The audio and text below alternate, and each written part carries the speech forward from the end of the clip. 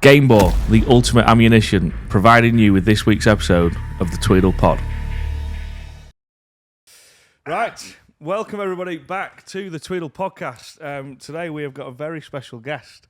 VVIP. VVVVIP. Really? Very. I'll take that. This year's silver medalist at the Olympics. Come on, Rob, let's pop it up. Well, I keep saying Amber Hill because I've known her since she was like this high. I know. But of course, it's Amber Rutter, everyone. Welcome to the I'll podcast. take both. Thank Amber you. Rutter. It is brilliant to have you. No, it's just great to be here. And like you say, like we've known each other for such a long I know, time. Like I think I I know. was like 10 when I first came I down know. here. So I know it's a lovely story. We can talk about that, can't we? definitely, We yeah. could definitely talk. But literally, when we've been saying to people, "Oh, who would you like to see on the pod? Who would you like to I see?" know. Do you know what I mean? And apart from Jeremy Clarkson, it was Amber Rutter. Amber Rutter. In fact, I think Amber Rutter came up more than Jeremy Clarkson. I love that and I rate that. So that's quite cool, isn't it? yeah, I'll take that. Yeah, you were ahead of Boris Johnson anyway. Oh, I bloody well a few hope people so. say Boris Johnson. So, do you know what I mean? Yeah, then Nigel Farage was next. Yeah. But before we get into it, I will just say to the viewers, more importantly, because they'll be watching me go on and off screen, we are without Charlie today. I think he's doing his SAT exams. Is he doing it? Is he? Yeah. Is that like GCSEs? No, it's before GCSEs. Is that what you call them? Mocks? Yeah, that's it. It's mocks. Mocks. Poor Charlie. Poor So Charlie. we've not got him today. So we are. So in fairness, we're quite nervous because the first thing we did when Sam sat down was said, "You have push record, didn't we, Yes, Sammy?" yeah. So you So- may or may not be listening to this. Yeah, so we might have to be on, and take 2 and take 3. and Amber said, can I have my cup of tea? And I was like, yeah, you're fine. Of course you can have your cup of tea. She's like, because a lot of these I do are like they're really professional and got strict rules. I'm like, oh, sorry to disappoint you, Amber, but we're I'd not rather it like professional. this. Let's have a laid back chat and get all the juicy gossip. Come on. That's I'm it. dying to That's talk it, to you that's about it. There's so much to talk to you about your shooting. I Tell know. us. Should we go from where it all began? Yeah, go or- on. Tell us, come on, about Grandad and everything, because Wow. it's such a lovely story. Yeah, it is a good story, to be fair. So I was always really sporty at school, and it basically started because I didn't want to go and watch my brother's rugby match. Like I wanted my own thing, my own hobby, and I just wanted to do something completely different. And Grandad used to always say he was going shooting, and I was like intrigued with like the idea of shooting guns. I was like, that sounds really cool, just like the films and everything. And I said, please, can I come? And he was like, well, when you're big enough, I'll take you down and you can have a go. And I got to about 10 years old, and he finally turned around and said, right, let's go down to EJ Churchills and we'll have a shot. Yeah. And I actually remember that first time of coming down here and going through all the safety stuff. And I think one of the first targets I shot was rabbits, even though how much I hate them now. But like, It's the opposite to what you do now every it is way. completely opposite. But like, just the first time I came down here, I just absolutely fell in love with it. And then it just turned into a thing that me and my granddad used to do on the weekends. Yeah. And he was the one that just was like, he saw big things for me right from the start. He was like, you're going to be world champion. You're going to do this. You're going to do that. And he was the number one fan, but I don't think I believed it at the time that any of that would actually happen. He could have a good eye for talent then, couldn't he? He clearly could see the I talent. think he just manifested it. How proud would he be now? I remember him so well. It's just amazing, isn't it? Yeah, and for those that don't know, unfortunately he did pass away. He got Yeah. to see me in the Rio Olympics, which Yes. was always his dream. But shortly after that, he was very ill for about 5 years, and unfortunately passed away with cancer shortly afterwards. But he was the biggest fan. Like every competition I used to do, take you iPad everywhere. would be out, watching me wherever I went. So yeah, this whole thing is really thanks to him. It's Yeah. amazing, isn't it?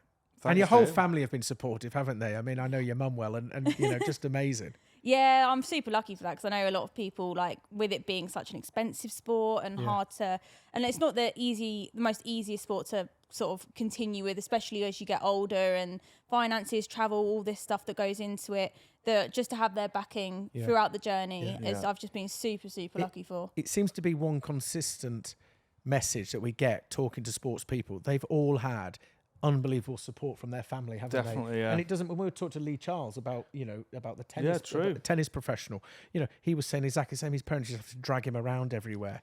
Peter Certainly Wilson, shooters as Nathan well. Hales.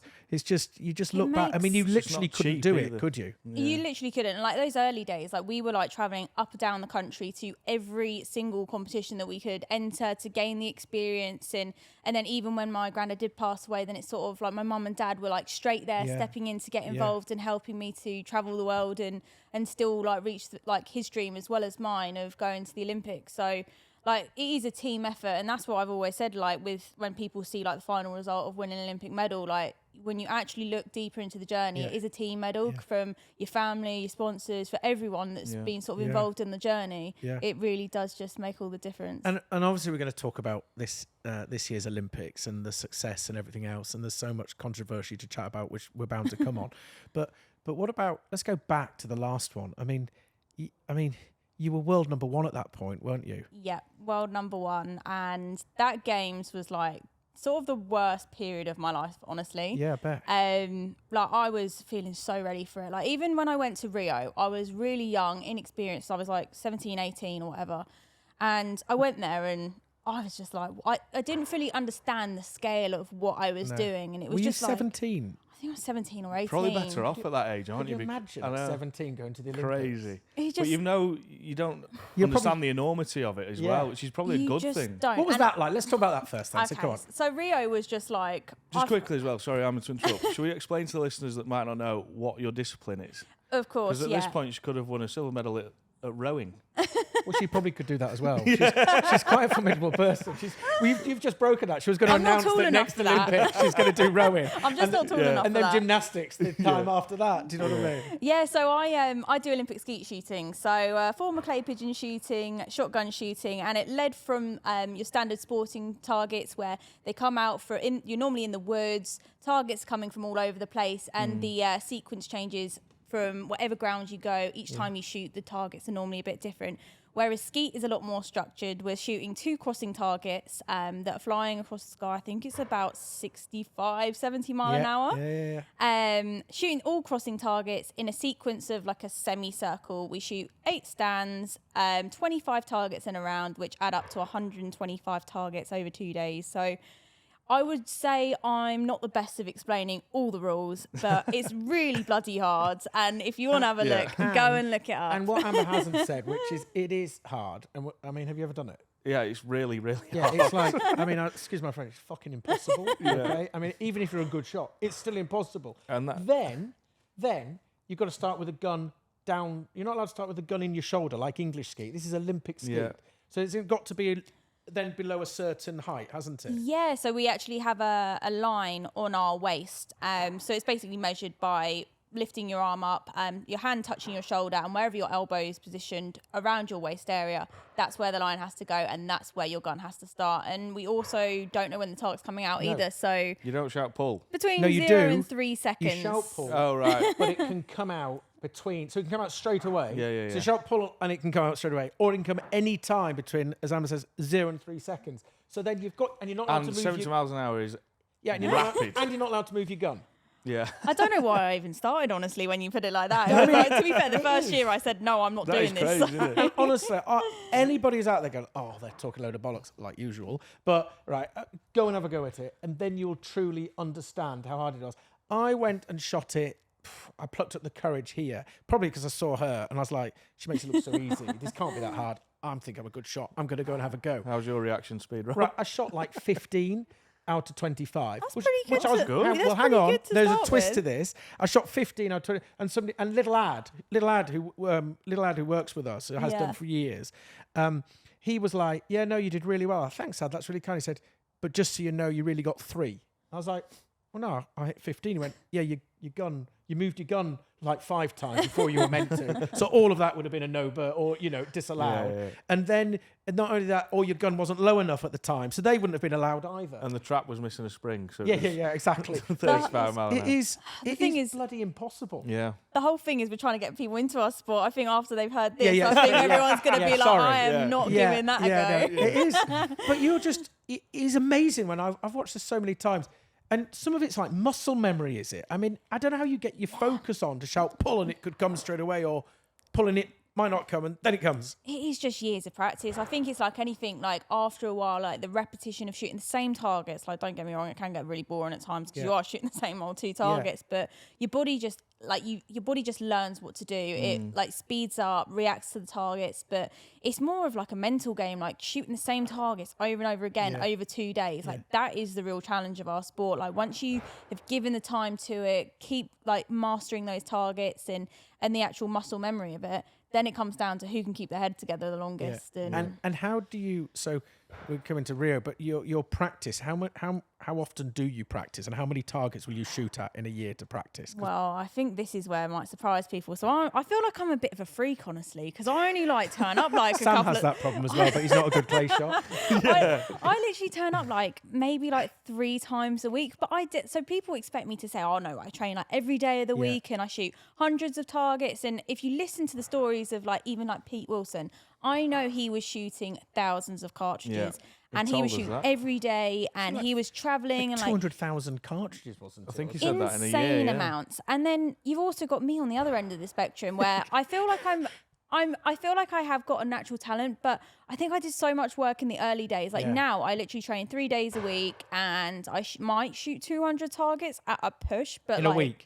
No, not in a week, in a session. I would say like normally between 100 and 150 targets in a session. But the difference with our training is like we've really been working about like when I turn up that we make it count rather than just shooting the volume. It can work for some people, but for me, I'm like, now I get a bit bored of that. Yeah. And that's what that Matthew Syed says. He wrote the book Bounce and everything, and he's all about, there's a difference between practicing and good practice.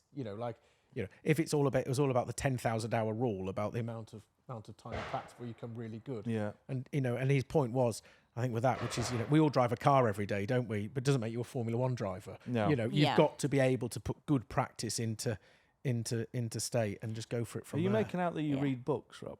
No, I can't read. Audio book. It was an audio book. Okay, glad we've got that square. Yeah. So back to Rio. You're 17. You get your chance to go to the Olympics. It was an amazing experience. Like I was just blown away. Like when you turn up in the village and you're like that young, like you're just looking at all the other sports and the athletes. You're like, how on earth has little old me turned up and managed to get to the Olympic Games? Like, and these like massive, like 6'5" men and like built like gods. Like, and then I'm just here, like little old Amber, like I'm here for shooting. But imposter syndrome. Yeah, literally.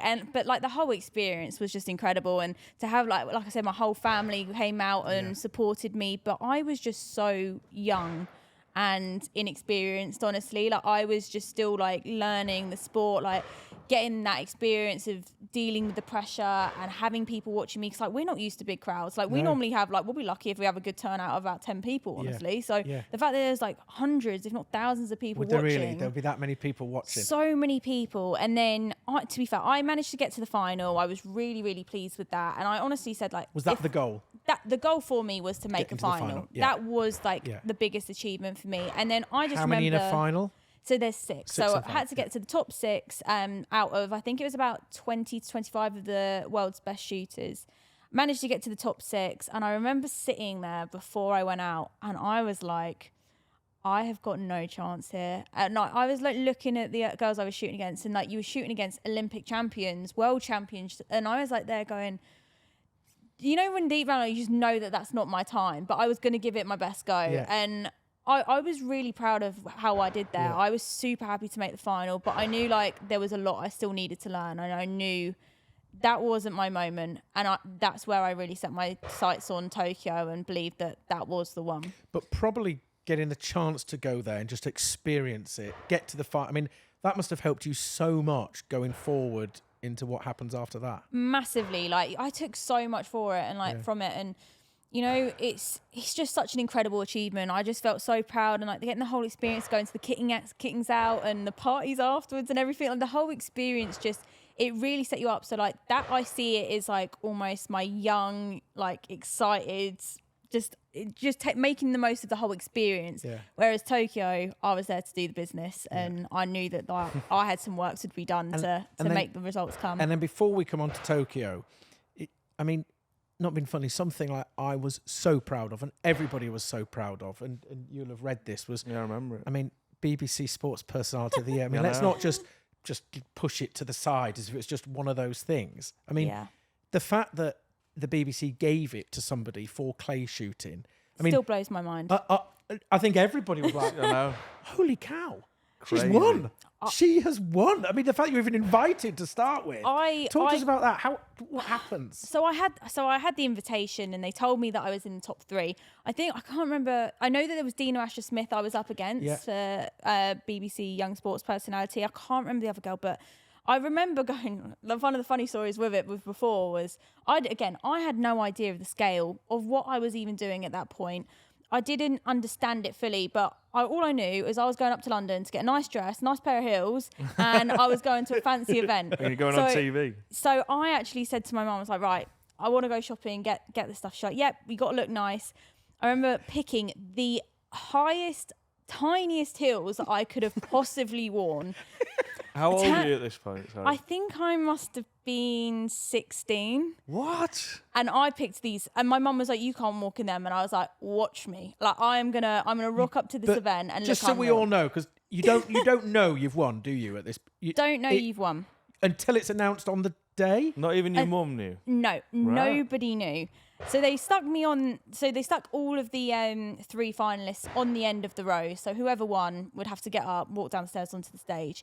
And I was just sat there. To be fair, like I knew it'd come onto our section of being named young sports personality, and I was just sort of like, I just didn't think I would ever win it. Like I was up against Dina Asher-Smith.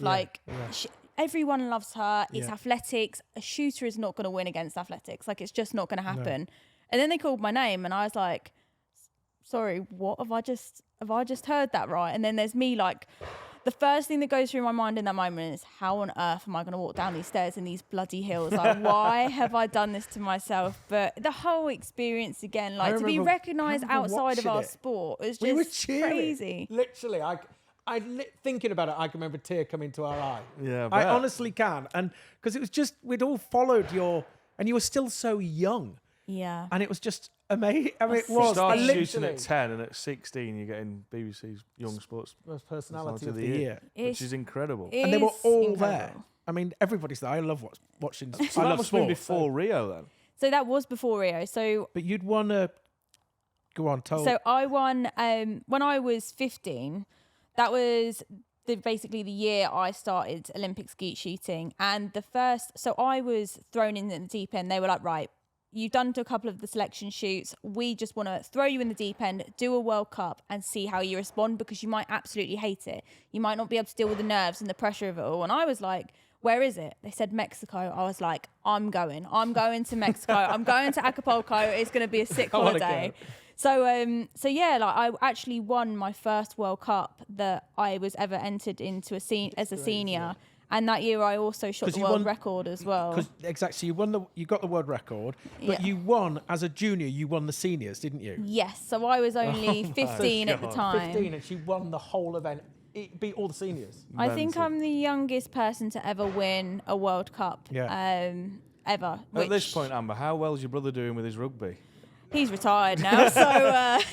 Were you glad you had to stop watching him on a weekend and start shooting some clays? I'm really glad I stopped watching him because... he's now, I've got to go and watch my sister shoot. Yeah, exactly. I know. He's like, honestly, he's like my biggest fan as well. Like in our house, like almost like my family have like made like almost like shrines of me like around the house. Like my old bedroom is like some sort of memorial thing, like where there's all my awards and photos on the wall. Like they're like the biggest fans, but like my brother is all behind it as well. Like brilliant, he's one of the biggest fans as well. So yeah, just lucky he's got his support we just as well. have to talk about sports personality. Yeah, that was unbelievable. I read it because I was reading up on all my guests as I do. Yeah. And this morning I read it and I was like, flipping out.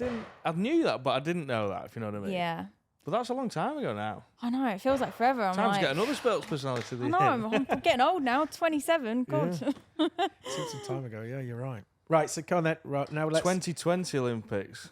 Yeah. Which is the next one, isn't it? Yeah, so Tokyo was just, it was a shit show. Like the whole lot, leading up to it. I remember this very well. It was hard because it was COVID time. So I actually you have 2 years basically to qualify for the games. And so it runs that basically you shoot in World Cups, World Championships, European Championships, and there's places up for grabs. Normally like first and second, you'll be up for a quota place, which will secure your place for the Olympics. And it sort of works its way down. So if someone's already won one, it'll go to third, fourth, fifth, and so on. I got to the last 2 competitions of the whole 2 years and I still hadn't won my place. Even though I was ranked #1 in the world, I just couldn't peak at those competitions. And it was getting stressful. Got to I think it was around the March, comes on the news, COVID's hit. So all the competitions have been cancelled. So we had to sit for a year during COVID times, not knowing if I was going to the Olympics and all the work I was doing there, it basically all just comes to a stop. And I really struggled in that time, but to be fair, you just got to try and distract yourself. I think everyone was really struggling and we just I was with my family, so it made it a little bit easier. And then as soon as I could get back out training, I was straight back out there. I was working with my team and my psychologist, Paul, and my mentor, Richard, and that was when we were like, right, we've got one more competition really to go for to win this spot to secure the place, which was in India. And if you remember back to that time, there was on the news, the worst point in time where you could no one wanted to go to India. I was there in Everyone that time. was leaving and you were flying in. So reality of those competitions was I flew there, I isolated for a week to 2 weeks in a hotel. I couldn't do any training at that point, and then you would just go straight into the competition, come home, and then isolate for another week to 2 weeks. So it was a month around. That must have been awful. It was horrible, but I was like, right, I'm just going to give it everything. And thankfully, everything fell into place with the training, and I secured my spot. I think I won the competition, but I think I shot the world record at that competition as well. Yeah. At the time. You did, by the way. Thank you. I'll help you out. Just thank you. I love it how, I think I shot the think world I did. record. Yeah, maybe I did. Can't really remember. But yeah, that was it. And then I knew, right, now I just need to put in the work. And we came up with a really good plan. I was training really hard. The sort of training I would be doing is a lot of mental training with my psychologist, and just everything we were doing was all just falling into place. And before I was about to go, I was in the best possible place, ranked #1 in the world at the time. My scores were so high, I was ready to go and win. And I even said just before I found out about the COVID news, I was like, I'm actually going here to win now. I can win this. Yeah. And I've never felt like that in my life. And I just knew that was going to be my time. So yeah, it was quite the lead up, and then obviously with everything that happened, catching COVID and everything, then and it happened it was random. There was rumours going around, wasn't there, at the time? Do you remember? And it was really, it was just odd, and everyone was like, "What's going on? Why is she not going?" It was really messy. So actually, we had a lot of talks with Team GB saying we basically had to do our own mini lockdown before the games. But obviously, everyone, it was the point as well. I think it was 2 weeks before the games and flying out, everything opened up again. So everyone was going out and about and just wanting to get out of their houses. I was at home, in my own home with my husband, James, and he obviously had to continue working and go out and about. Of course he did, yeah. And basically, he came home one day and we were testing daily. We weren't even going for the food shopping. We were having everything delivered. And he came home from work and he was like, "Oh, I've got a bit of a I've got a bit of a headache." And I was like, "Well, we'll just test like we've been doing every other day." And it came back. He didn't feel really ill, and it came back as positive. And we just both sort of sat there in shock. And I instantly ran outside. Yeah. Did you test at that same time? So I tested at that same time, and mine was negative. Yeah. So I literally sprinted outside away from Keep him. away from yourself. Yeah, I was get away from me. But instantly, we both just bawled our eyes out at that point, because we just know what happens from here.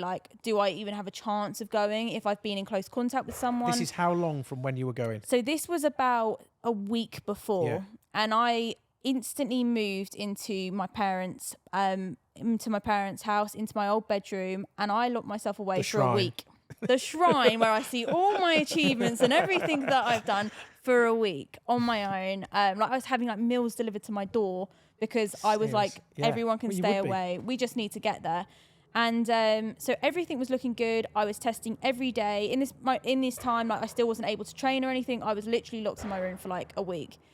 And it got into the last thing, it was 2 days, and I was still clear. I was like, right, they say it should have shown up by now. And then it literally got to the 9 o'clock, the last test that I had to take before I got my flight at 6 o'clock the following morning. 9 o'clock that evening, I was watching Love Island, did the test, and faintest line Was came Sam on up. Love Island when you watched No, it? they didn't accept my application. Did they not? I No. bet you applied. Yeah, I didn't have the You're six-pack. such a mincer. I bet you did apply for Love I Island. apply every year. Yeah, so 9 o'clock the night before I was meant to fly, showed up, positive test. And Oh my God. Yeah, it was just Can like, you imagine? That is just what am I gonna do? heartbreaking, isn't it? I remember that happening because And you just cried? I just bawled my eyes you out. would. I mean- and I literally just walked straight out of my room and walked straight downstairs, and everyone was like, "What?" And I'm I positive. but the thing is, I didn't even have to say anything. Like, my whole family just knew. And we all just sort of sat there like crying and just going. I had to obviously ring everyone and say, "Oh, I won't be going to the games." And it was just, I just see What it about so your coaches clearly. and everybody who Everyone was just crying. Like, one of the first people I actually rang was my coach, Joe Neville. Yeah. I wasn't actually working directly with him at the time. Like, he was like the He's main been- part of my he's journey, been massive, success, hasn't he, to you? everything. Like, Have you ever met Joe? He's the No, most but- wonderful person. yeah. he's so Amazing coach. Yeah, proper farmer, but like Yeah. he. So I called him. He was one of the first people I called. What? And I told him, and I think it was just He the would be same reaction from heartbroken. everyone. Everyone was just crying. Like, Yeah. there was no words to describe it. There was nothing that anyone could say. It was just complete like disbelief of what had happened and the timing of it and everything that happened. But I'm also, on the flip side, I am thankful I didn't actually get to Tokyo, because I heard that if you tested positive with COVID when you got to Tokyo, You'd be Yeah. stuck it there. was not very fun at Was all. it? No. So yeah, one thing that So I imagine did, if you tested clear, got on the plane, Yeah. and yeah, then tested positive when you got there. and then you have to go through that whole process alone. I could not imagine that. So thankfully, I had my family We'll there. treat that as a blessing in disguise then, yeah? Exactly. You say that, but how do you cope with that? I mean, the mental game after that. Yeah. That must have been horrendous. I mean, mental health is so important now. We had Adam Henson on, who's doing a lot with a mental health charity and everything. And how did you? That must have been so difficult. I mean, Yeah. a lot of people would have just given up. It says stuff like, I'm never doing this. How do you cope with all that? Well, that was my response. Was I was ready to quit. Yeah. I didn't. To be fair, I was fine at the start. I say fine. I was crying every day, but I was okay. Like, I was with my family. I was like, right, it's fine. I'm just not going to watch the Olympics. And like, 2 hours, I was drinking a lot. I was just going out, and then it's sort of like a couple of months afterwards was when it like really hit me. I was like, I don't want to do this anymore. I don't want to be involved with it. I hated anything to do with the Olympics. If it came on my TV, I would be like, switch that shit off. Like, I do not want to see it. I was like really down. And I would say like it threw me into a completely different direction where like I just was so miserable, depressed. Yeah. Like, I didn't know what I wanted to do next, and I was ready to quit. But the only reason I really continued in the sport was just to pay bills. So like with that help of like the UK National Lottery funding that we receive and my sponsors, like it was just a matter of, I have a house, I have a mortgage to gotta pay pay. bills. If I quit, I can't pay that. And then where is that going to leave me off if I go down that hole? And were British shooting good? What about the support for and everything? Was that really good from UK Sport, British Shooting? How were they amazing at supporting you because of what you'd gone through? Yeah, they were really supportive, and like they put me in touch with like a counsellor, and I started speaking through things, and honestly I think it helped, but like it was such a traumatic experience, that whole 6 months, I would say, to a year afterwards. Because you were prime then, weren't you? You were I number think one. it's the living with not knowing what that outcome Yeah. would have ever been, and having to live with that as well was one of the hardest things I struggled with, because if I went there and I wasn't feeling so great and everything, I know it would have been hard, but I truly believed that like that was my moment. Yeah. Like the fact I turned around a week before I was meant to leave and said, I believe I'm going to medal here. Yeah. I believe I You could win this. manifested it. Yeah. I believe that was my time, and just to be thrown off in that different direction. Just unbelievable. Yeah. Who did win it? I can't even remember. Who won it? I was going to ask you this. Is it like a I never actually watched it, so but I should know this part. Yeah, I don't know. I don't think any of us watched it. I think we were all in denial because of what happened to you. You know, I don't think I watched any of the Olympics then either. No, and yeah, it was like one of those things that I just didn't watch any of it, and the suitcase with all my kit literally just went straight in the loft. It was either that or burning it, so I stuck it in the loft, and then the 6 months afterwards, I didn't know what I was doing, honestly. I had no direction. I just knew that I had to turn up to shoots, which was in like the following February, I think. And I ended up winning that competition. I ended up winning that World Cup, which was bizarre to me because I actually called my mum and my husband like the day before I was meant to compete in that first competition afterwards. And I said, I'm flying home. I'm pulling out. Like I can't even be here. And they were like, oh no, like you've got there now. Like all you got to do is just pull the trigger. Like just keep going. And ended up winning that first competition. And from that point, I actually had one of my most successful years to date, which is... Probably gave you your mojo back. I think it's maybe because I just didn't give a shit, to be honest. Like I was like, I hate it so much. Like I don't really care. Like, and then again, maybe we're that wanting just... to get people into our sport. I know, it's bad, it's really isn't it? Like I'm really and it's selling shit. it here, aren't I? No, it's just honest. No, it's an honest honesty, review, which is amazing. That's all changed now, isn't it? But yeah, it's... Well, I think... From that point, it's never been the same for me, honestly. Like, it's really turned into a job for me, which I am sad about because from like, when I look back at the days of like starting with my granddad and the reasons why I started shooting, like I just did it because I loved it. I had fun and like, it wasn't about like the sponsors and like, or anything like, or having to pay bills or anything like that. It was just, I went because I loved it and spending time with my granddad. Whereas now, like, I think it has changed for me. And I think it's only since this last Olympics where I've seen that flip side and I feel like I kind of got the answer that I was waiting for of why has this happened to me? Like, I think this is the only point now where I can start to truly see a future in the sport because I feel like it's finally had that closure that I needed of the way I done it, won the silver medal this time round in Paris. I think having my son there, I was like, maybe Tokyo wasn't my time. There was a reason that happened for me to be able to win a medal with my son, with my family there. Like, so let's go back a little bit there, because it's quite exciting talking about this one. So you qualify for this Olympics. I just knew if I was going to go for another Olympics, I wasn't going to do what I did last time of leaving it to the last competition to qualify. So I bloody qualified that first competition I could. Yeah. Was that it? Yeah. I've learned the hard way. I was like, I'm going to smash it. It was that first competition, European Championships. I ended up winning the European Championships in all the mixed event and everything. And I was like, right, well, that sort of gives me that freedom to say if I want to go for the next Olympics, I can. But like, I still didn't know at that point whether I even wanted to do another Olympics. I still didn't know if I wanted to continue shooting at that point. But I knew that at least that had opened up some options for me. Yeah. So when does the qualifiers start for the 2024?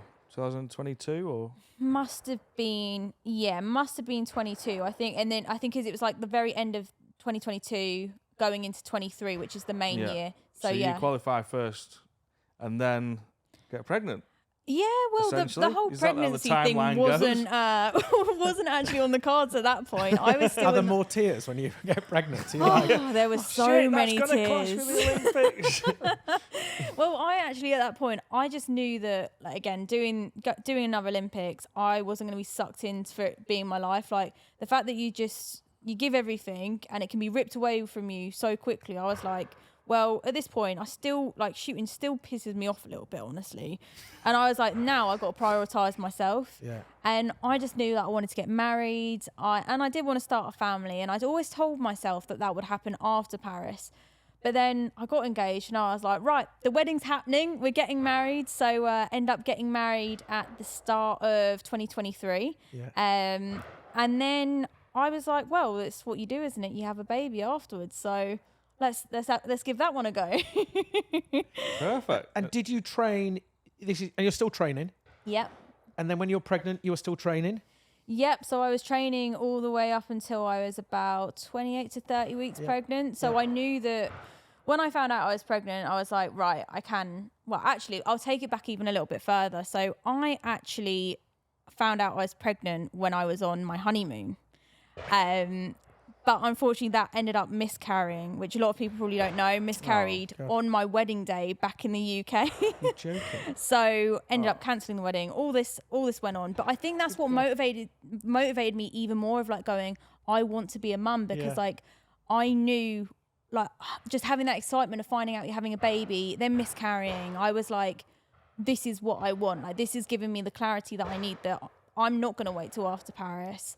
I'm going to have a baby when it fits into my life. And then we started trying. But to be fair, as the months passed, I was counting down on my fingers of like, how many months training will I get if I do the Olympics?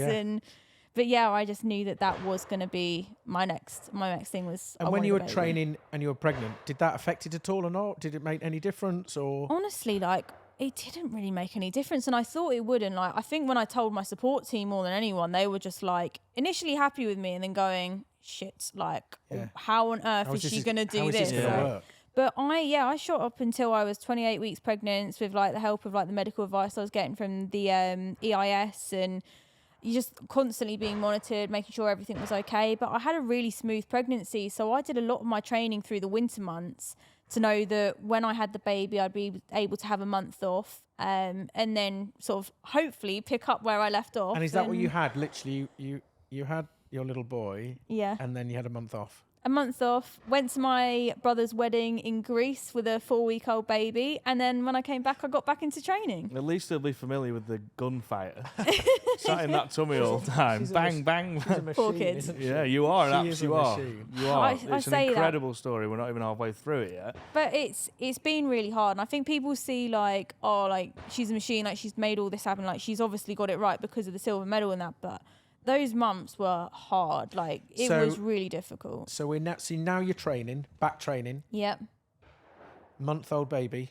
Yeah. Been a mum, full-time mum as well. Really tired. Right. And then you're training. And how far are we away from the Olympics? We're 3 months away from the Olympics? So I had him when he was 3 months old when I went to the Olympics. So I had basically 2 months of training to get myself ready for the Olympics. And stayed the same amount of training, didn't up it or drop it? No, so I actually followed the same structure that I had in my training leading up to Tokyo. We knew that like it would sort of be that build up of pressure sort of competitions, pressure, like working with my psychologist, working with my mentor, and it wasn't actually so much a practical thing like with the way I was actually shooting. It was more just getting my head in the right place, and we'd done a lot of the work when I was pregnant, so I just knew that it would be a matter of hopefully, like the idea was just pick up the gun and just carry on from where we left off. And was it? It was like, thank God for that. So I actually say when I first picked the gun back up, it was like I'd never stopped, and I didn't know how I would feel like with my body and like everything you go through with having a baby. I was like, maybe it's going to change, but thankfully it didn't. And I felt great. I was shooting great when I first got back into it. But I think as I was getting more and more tired, I was being a mum, training for the Olympics, and also trying to launch my own business as well, all at the same time. My mind was just fried. Like that was the thing that I really struggled in those 3 months of, like, you know, when they say, oh, you can't split yourself like too thin with, you can't be the master of all. And I was like, something's going to give here. And I thought it was I was like, I didn't feel like I was being a good mum. I didn't feel like I was training right. I was like, I've just taken on way too much here, but I just kept on showing up. And then you're going to the Olympics, but that must have been really hard, because did your son come with? Talk us about the family scenario with your husband and everything. Did they all come out when you all went out? So I actually told my whole family this time round, even when I was pregnant, no one's coming. Like I said, I cannot have you guys in the stand, because even if I had Tommy, my son, there, if I heard him crying, making noise, Could like you your imagine? attention just shifts. And like, I was like, I could not be in that environment. Like I need to be like in working mode. I need to be shooting Amber. I can't be mummy Amber, which is soft and loving. Like I need to be like that machine. a machine right now. And so I said, like no one's coming. If Tommy isn't coming, no one's coming. But like as you've probably seen from people that watched it, my husband completely ignored that and ended up surprising me with him anyway, which was the best move by him. He got some serious brownie points for that. I was going to say, I'm sure I remember pictures of Tommy there. Yeah, he was. But did he come out? When did he come out? Did he come out right at the start, or? No, so I had no idea. He ended up flying. I think he flew down on the Saturday. My competition was over Saturday and Sunday, and yeah, he flew on the Saturday night overnight with Tommy, which is 3 months old, and drove. So we were in Châteauroux, we weren't even in Paris. And it was a 3-hour drive. So got a hire car with this baby, drove all the way down to Châteauroux on the Sunday just to sit outside because he was never going to be in the stands. Like he knew that it, regardless of whether it went well, whether it didn't go well, I think he just he knew the thing that I needed would be to like come off and just see them. Yeah, of course. And so he was just waiting outside the gate and just waiting for me to finish. But I had no idea. What a hero. He did a very good job. He'll remind you that for a long time. Yeah, he does. Just don't you shout at me. Do you remember what I did for you? Whenever I'm struggling with the baby, he's like, "Do you remember that I flew all the way to Paris?" I know. Yeah. And then so you then make the final.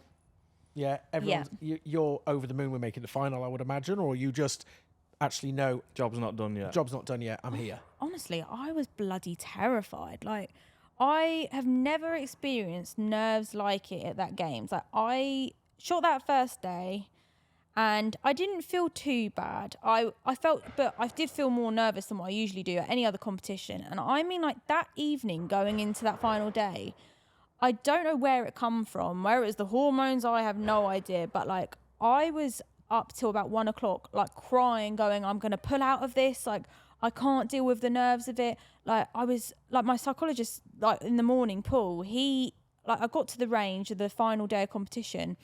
And he was like, how are you doing? And I just looked at him and I walked straight to the toilet, bawled my eyes out and came out and went, I'm fine. Like, I mean, like the pressure of this competition was like unlike anything I've ever had. So going into that final, all I was trying to do was just bloody breathe because I was terrified. Like, and I have no idea where it came from either. You've been through so much. You say that. You're away from your newborn child as well, if you remember. Plus Tokyo. Yeah. All the carry on it's probably just a combination of everything. Bloody good reason to be nervous. I'm amazed to get anything.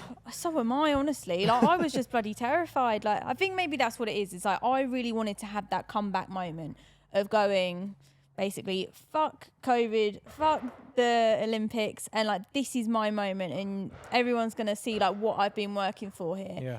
And I think maybe that's what just pushed me through when but I said before I went out there, I was like, if I come fourth, my gun's being burned. I'm burning everything to do with shooting. I'm not coming fourth in this games. Would it burn well, that Beretta, that blue I don't know, but maybe the wood would. But like, I don't know. I just needed to get rid of everything. I was like, that is it. If I come fourth, I'm never going to come back from this. And I think that was as well the motivation. And is that how, in your head, how you do it? I mean, we could never imagine, but is it just you want to be on the podium?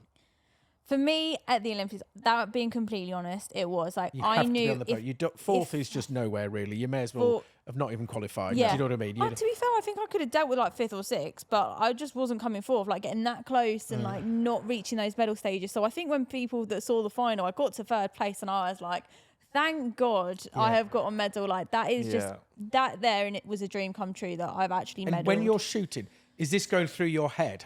Are you thinking to yourself, I've clinched third, but it's still to play for? Because at that point, you're still in it all to play for. Because you could relax, couldn't you? Think, well, I've got a medal. I think you you're in such a mindset, and this is all the preparation that I'd done before, I was so focused on what I was doing. I was in like a zone where I was like just one target after the next, like just take one step at a time.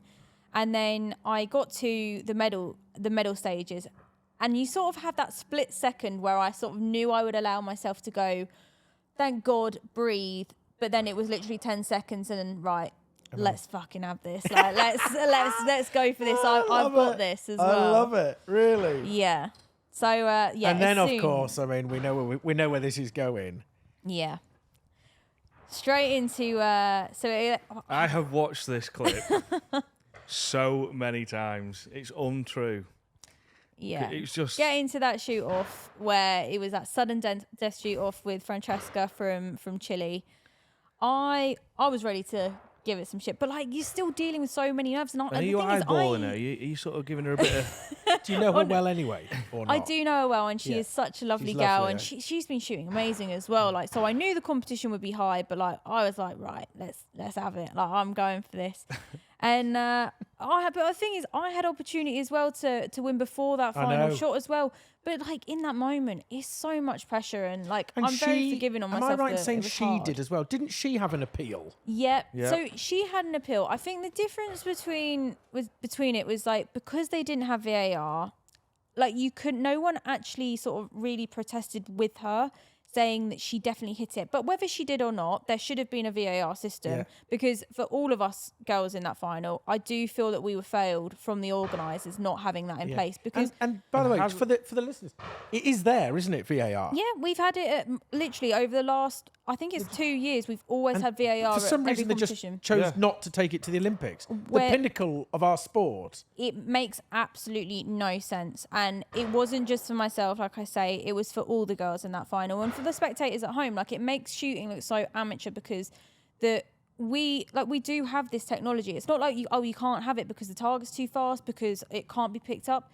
It's been done at nearly every competition. So the fact that they failed, not just the shooters, but the spectators at home, people supporting, there's so much on the line. Like, you just don't get that wrong. No. And they got it wrong. And like you say, 70 miles an hour, a clay side on, it's hard to see anyway. For us at home, and you know, if you can get VAR to just watch clays breaking back, so you obviously, as we all know, break the clay. I mean, we all I did break the clay. Well, we saw it. I mean, everyone. This is why it's quite bloody annoying, isn't it? And it's hard to control. I mean, it's hard for us just chatting to you to control our frustration. But for you doing this, so you know, and you just know as a good shot. Sam doesn't, but you know as a good shot, right? But you know when you've broken it. Yeah. And the fact that everybody in the crowd can see you've broken it, you appeal. Yeah. And then talk us through what happens then. Then you've got the main ref. You've got a main ref and you've got two side refs. Yeah. And I went to walk off as though like you did it. I didn't even like. It was only after a few seconds you went, hold on and a minute. Then she went, you missed it. And I was like, are you bloody blind, love? Like, how on earth have you missed that? Like, it broke in half. So she then looked at the side refs. And they're scratching their ass, so they're not even looking. They didn't even take any notice. I don't even know if they were watching us. But like, it was another thing that they did wrong, which I only found out a couple of weeks ago. So apparently you're not allowed to have like, so if I'm in the final, you wouldn't have a UK ref in the final. But apparently there was an American side ref as well. So even from having USA in the final, like, they got so many things wrong in that final. But it was one of those things that I tried to appeal it. But there is nothing I could actually do. No, you've put your hand up, appealed it. They then turn to the side refs, which they did. Yeah. They then go, well, basically... Well, no, what did they do? Just gesture? Basically, it's their say is final, so get off the stand. And I was like, well, but that makes the whole appealing. It makes the whole appeal ridiculous, because... if they clearly haven't seen it, which they didn't for whatever reason, I think they saw it, but they just didn't bloody. But they're blind. Yeah. Do you know what I mean? I mean, it just makes a whole mockery of the appeal process, because you've got to be able to appeal and then it go through a decision like in football, whatever we've got now, that it actually is or not. But the fact that they haven't then said yes, it's been hit. There's nothing they can really do, because they can't go back on themselves. They can't go and talk to it, because it makes them look incompetent, doesn't it? Yeah. Exactly. And like, the thing is, from that, like, there's only so much that I could have done in that moment. There's nothing you can do. Like, if whatever the judge says is final, and like, there's nothing I could physically do. And like, afterwards, it's like, well, like, how am I going to live again with sort of the what ifs of what could have happened? Like, the thing is, you say, like, people were saying, oh, I was robbed, like, I should have won gold.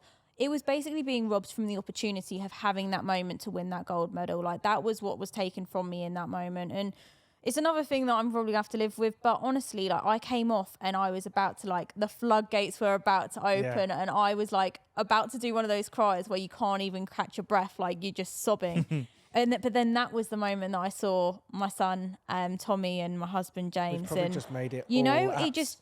everything's into... Yeah, it doesn't matter anymore. It all just lifted. But like, I did struggle with it afterwards, though. And you're a silver medalist. I mean, which is amazing. Exactly. And like, that was the fact that I'm coming away with a medal of any kind. Like, she's here, by the way. Yeah. Viewers haven't seen it. I know. I'm sat here looking, and I'm like, no one else can actually see it. No, look, it's there. It's there. Monster, Yeah. really. It's amazing, isn't it? It's heavy. But So you've amazing, but I think, and lots of people have mentioned this, the way you handled yourself when that decision went against you, and you just sucked it up, got on with it, and the way you carried, you didn't spit your dummy out, you didn't start throwing things around, you didn't start screaming at people. Yeah. I mean, honestly, Sir Edward dropped me a note and said, "Oh my God, that girl is an amazing credit to our country." It means so much as well. I think the thing that... Just the way you handled that scenario, because I think I would have been, I'd have been like beating the refs over the head with my gun. Honestly... the side refs Until in a he headlock. admitted that it would broke. Yeah. You know. Inside, that was how I was feeling. Yeah, I bet. That was how I was feeling inside. But, like, you know, you have a choice in that moment where, like, I've had one opportunity snatched away from me. Like, I can't go down this hole of like feeling like I did back then. Like I've got a son now. Like I don't want him to look back in years to come and look at the footage of me. Amber Hill headbutts referee. Yeah, you like Amber she Rutter, turns around. sorry. Amber Rutter, put him down. Put him down, Amber. Like I can't have those This 4-foot headlines. blonde's got me in a headlock. Help. Yeah, like I just was like, you know what? Like I can't have those headlines like about me. You were amazing. You were truly unbelievable. professional. There's no other word Thank for it. you. You were an absolute credit to your country. It was definitely, those feelings were definitely there, but you sort of, in that moment, there's bigger things in life. And I think there was a point, like I didn't even want to shoot. Like it was the point where I hated the sport so much that I resented everything to do with it. So the fact that I was even there, the fact that I've like made that comeback, won a medal, like there's so much to celebrate and be happy for. And like, it's not just myself. Like we said at the start, it's a team effort. Like there's so many people that were involved in this journey, and to take that opportunity away from them to like, this should be a celebration here. Like we've done so much, like everyone that's helped me on my journey. This is a celebration with everyone that's been involved, not just me. So like, why, as much as I felt like it, why do I deserve to just throw my toys out the pram, make it another negative experience? Like I've got to celebrate something. You've got to be happy, and this amazing. happens in sport. It's So unbelievable, yeah. And then after that's just a whirlwind. Yeah. 2 weeks of like no sleep partying. Like Tommy was out on nights out with us. So Does he? yeah, there's plenty of. I saw him in the Olympic party. Yeah. Tom Daly, wasn't it? Was The it? amount of parties that boy had, like he's been everywhere. Like he's been getting involved with all the celebrations too. But you must know quite a few of the other athletes as well now, do you, from the other sports? Because you've done, you've been involved with it. Well, he's sports personality there, of course. Yeah. They know her, you mean? I know, but that's what I mean. I mean, that must be quite cool as well, isn't it? It is really cool. Like to be fair, like I still do get a bit embarrassed because there's people that I know I should know and they know me, and I'm like, I know you from TV, but I have no idea who you are. Yeah. Like I just keep myself like quite like isolated away from things. So, but yeah, it's cool. Like when you're like walking around, like you come back into the village environment and. Like other people watch, like see, like Tom Daly. Like I did walk past him and he was like, "Well done," and I was like, "Thanks." And I walked past him, I was like, "Shit, you've also done well." Like I should have said well done to you as well. Thanks very much. But, Cheers, bud. And yourself? See you next time. but yeah, like it is crazy. Like, and you meet so many people from it as well. Like it's not just in the village. Like when you come out, like you just meeting so many like incredible people. And yeah, I think that's also the perk of it is. Now, like, you do get to connect with other people and celebrate with everyone, and you're part of something bigger. It's not just our sport anymore. It's getting it out there and connecting with other people as well. And now you've had time to reflect on the games. 2028, are we going? Well, this was meant to be, I'd say not a retirement because I can shoot until I'm bloody 60, so I wouldn't want to say I'm retiring, but I was definitely planning to have some time off, and now, like, with everything that's happened... Well, you're 4 years. It would be almost silly for me not to go for another one. But like I've also got to consider, like I've got Tommy, like I really want to spend some time with him. I've got my business that I'm just launching. Yeah, tell us a little bit. Come on, tell us about this. So I basically, that sort of came around from the time of COVID when I was in that really shitty headspace. I was like, what am I going to do next? And I started drawing. Like that was sort of my pastime, as I was drawing things. I was designing like dresses and things like that. And which led me on to designing shooting jackets. And I was drawing and I was like, maybe I could do something here. Like, it's always been I've really been passionate about inspiring the next generation of shooters, changing stereotypes about our sport and also giving back and connecting with people. And I was like, I really want to create a brand that I can do all those things, that I can give back to the sport. I can create a modern brand that's like, it's respecting tradition, but just done in a new way. And we move the sport into a different era. And so over these past 2 years, I've been working behind the scenes to create, basically design this shooting vest that I had in my mind from those drawings, and create a community of people that will be wearing it. And we finally got to a point of launching a couple of weeks ago, and it's been another thing to throw in the mix. Honestly, I could have really done without the timing of it all because I am exhausted. But the fact that we've fought, like, for me, it's just such a proud moment of like designing a product that I hope can like get people into shooting. And when you put on your jacket, it's like, I feel good, I'm going to shoot good, and it just empowers like everything to do with my story. The brand's called Yukio, so it's actually Japanese for detaching from life's problems, basically not giving a shit. So I was like, I'm struggling to get a trademark. Not giving a shit, you know what I mean? Exactly, but I was like trying to get a name trademarked, and I came across this Japanese word, and I was like, it is just so perfect that it represents my story, that's something different, and I think a lot of people will be able to connect with as well. So yeah, really exciting times, and God knows where it will lead, but it's a passion project, so honestly, and it is just me, literally just me and my laptop, and posting out people's orders with some Haribos. And you've got website and everything, so they can look it up. You get Haribos with it. You get Haribos, so if you haven't ordered, we will put the link. What's the website called? The website is yukioshooting.com. We'll put the link underneath the videos. Perfect. So we've also got an Instagram page as well, so you can connect that way. But it is a passion project. It's something that's like just me by myself, just having a vision of being like what these brands that you see in the shooting shops, and it's just just trying to throw my life in a different direction, but also enjoying the ride and giving back as well. Wow, you're an inspiration, Amber. You are literally a national treasure, and the fact that you've done it for shooting, honestly, I just think our whole industry, everybody, you're fantastic. Thank you. I really appreciate it. And everybody thinks the same in our industry. I mean, you know, the thousands of people that come here, you know, you're like a star whenever you come and wherever you go. And it's just honestly amazing. It still blows me away, the support I've received as well. Like everyone that watched it at home, not just in our sport, but outside our sport, but like the shooting community as a whole. Like, yeah, it's just heartbreaking. Everywhere I've been, the messages I received, like everyone has just been so supportive, and to like not have the negativity like you hear about for like a lot of other sports people have. Like I think that just really reflects on the shooting community as a whole. Like there's no negativity, is there? Everyone just thinks you're amazing. It's it's lovely to have, but I still don't think it'll sink in that of like how many people watched it, the support I have really received, and it just means the world that so many people got behind it and actually watch shooting, because no one watches shooting. No. I know. They watched you. So now you just have to say thanks for the support. If you want to buy a clay vest to support me, do so. Yeah, exactly. Yeah, you better had, and you get some Haribo. Haribos are the selling point. No, fantastic. So am I calling it then? Is this the first interview before your gold medal?